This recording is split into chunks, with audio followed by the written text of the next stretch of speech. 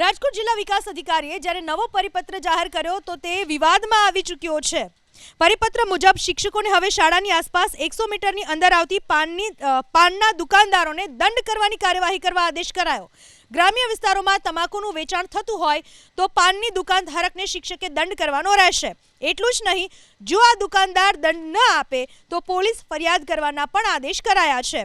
પાનની દુકાનમાં તમાકુ વેચાતી હોય તો નજીકની શાળાના આચાર્યને કાર્યવાહી કરવા આદેશ કરાયા। ડીડીઓએ કરેલા આ જ પરિપત્રનો રાજકોટ જિલ્લા પ્રાથમિક શિક્ષક સંઘે જોરદાર વિરોધ કર્યો। જિલ્લા પ્રાથમિક શિક્ષક સંઘનો આરોપ છે કે આગામી 20મી એપ્રિલથી શિક્ષકોને વસ્તી ગણતરી પણ કરવાની છે। સ્થાનિક સ્વરાજ્યની ચૂંટણીને ધ્યાનમાં લઈને પણ શિક્ષકોને કામગીરી સોંપવામાં આવશે। જો શિક્ષકો આ જ પ્રકારની કામગીરીમાં વ્યસ્ત રહેશે તો પછી બાળકોને ભણાવશે કોણ?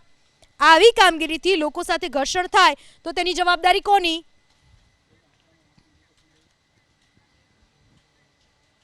રાજકોટ જિલ્લા વિકાસ અધિકારીએ જ્યારે નવો પરિપત્ર જાહેર કર્યો તો તે વિવાદમાં આવી ચૂક્યો છે। પરિપત્ર મુજબ શિક્ષકોને હવે શાળાની આસપાસ 100 મીટરની અંદર આવતી પાનના દુકાનદારોને દંડ કરવાની કાર્યવાહી કરવા આદેશ કરાયો।